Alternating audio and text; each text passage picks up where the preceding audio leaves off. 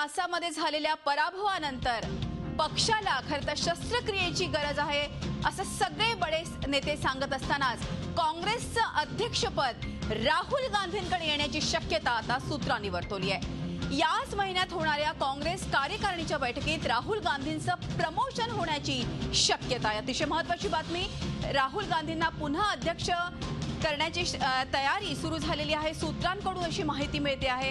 अधिक माहिती घेऊयात, आपले प्रतिनिधी रामराजे शिंदे आपल्या बरोबर आहेत। रामराजे, आपण बघतोय खरं तर केरळ आणि आसाम आणि त्या गमावून आता कुठेतरी सर्जरीची आवश्यकता होती, पण पुन्हा कुठेतरी राहुल गांधींना अध्यक्षपद मिळण्याची शक्यता आहे। काय अधिक माहिती आहे यावेळेस आपल्याजवळ?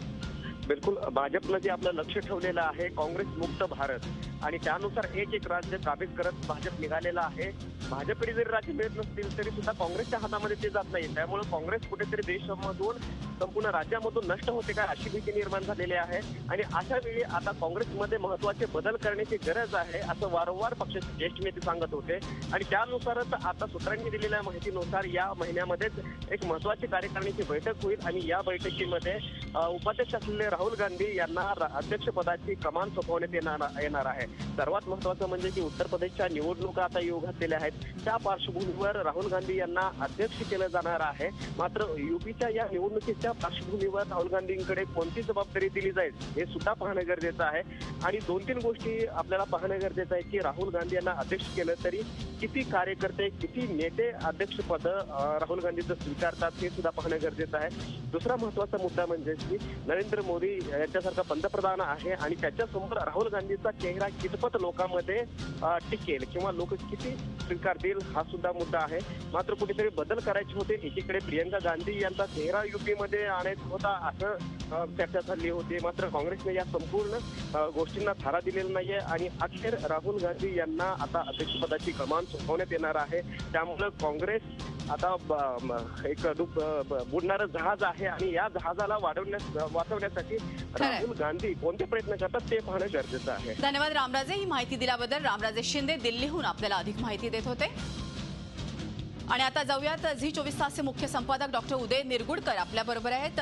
उदय सर, स्वागत। आणि आपण बघतो की ज्या तऱ्हेनं केरळ असो आसाम असो आणि त्यानंतर कुठेतरी काँग्रेसला सर्जरीची गरज होती, आता उत्तर प्रदेशचं प्रमुख पद आणि त्याचबरोबर अध्यक्ष म्हणून देखील कमान मिळण्याची शक्यता आहे। काय म्हणायचं, ही काँग्रेसची म्हणजे दिवाळखोरी आहे की राजकीय अपरिहार्यता?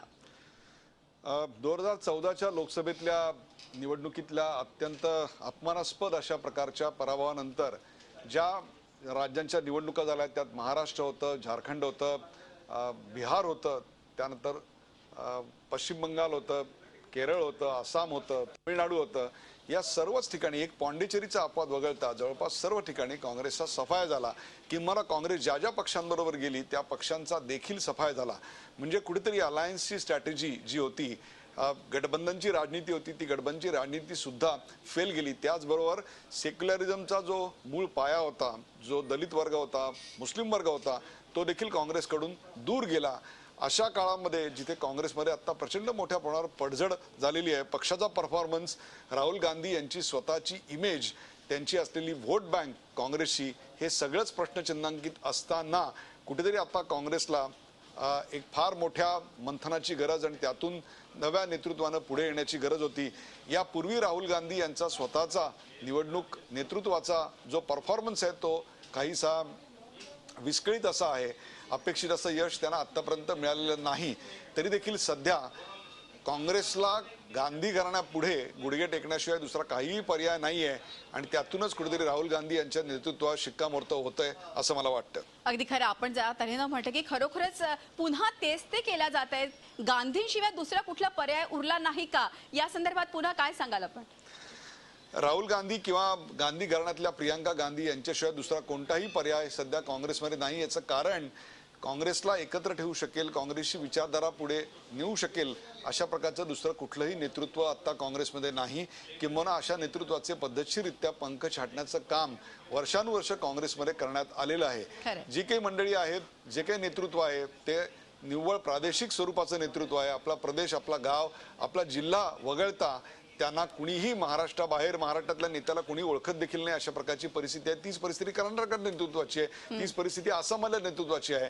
त्यामुळे पॅन इंडिया अशा स्वरूपाचं जर काही नेतृत्व असेल तर काँग्रेसला पुन्हा राहुल गांधी म्हणजेच पर्यायानं गांधी नेहरू घराण्याकडे जाण्याशिवाय दुसरा कुठलाही पर्याय नाही. डोक्यावर असलेल्या उत्तर प्रदेशच्या निवडणुका आणि त्याचबरोबर नरेंद्र मोदी यांची वाढती लोकप्रियता, त्यांच्या मिळालेल्या पक्षाला मिळालेलं मागच्या विधानसभा निवडणुकातलं यश हे लक्षात घेता राहुल गांधी यांच्या समोर आपल्या पक्षाला पुनरुज्जीवित करायचं आणि यशाप्रत नेण्याचं फार मोठं काम त्यांच्या समोर आव्हान आता आहे असं वाटतं. अगदी खरं आहे उदय सर, अतिशय महत्त्वपूर्ण विश्लेषणासाठी धन्यवाद. झी 24 तास रहा एक पाऊल पुढे.